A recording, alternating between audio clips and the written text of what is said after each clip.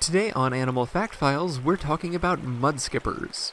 Don't skip over that subscribe button, there's lots to learn here. Most of the time, fish are born in the water and live their lives completely separated from the land.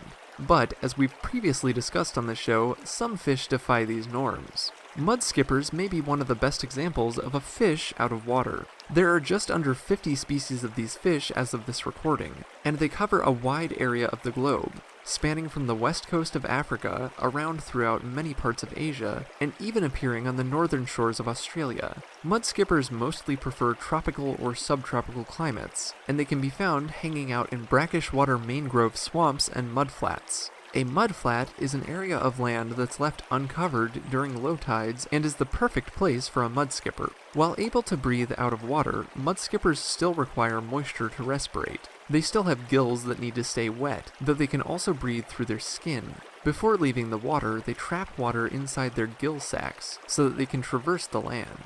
Mudskipper is an apt name for these fish because they don't walk like most terrestrial animals. When a human walks, her legs alternate. But mudskippers' fins don't alternate, so instead they hop along the ground, though they can also fling themselves into the air to cover more ground if needed. This flinging isn't an uncommon sight during mating season. While not all mudskipper species' mating habits have been observed, it has been noted that some males put on dazzling displays. They may even undergo color changes to appear even more showy. Males may flip themselves about, standing up their dorsal fins, and even momentarily standing on their tails to get a girl's attention. When she does accept, they enter his den, and what happens in there is still largely understudied. Mudskippers build their dens by gathering mud in their mouths and transporting it elsewhere. These are maintained even outside of the breeding season, because they are an excellent escape route from predators, which can include shorebirds and water snakes. During breeding season, inside the den, there is an air cavity in which the eggs are placed. After mating, the male will drive the female out and take over rearing responsibilities. In order to replenish the air in the egg chamber, he'll gulp air from outside and release it in the chamber. I'm sure all of us have done something similar to this with a cup in a bathtub.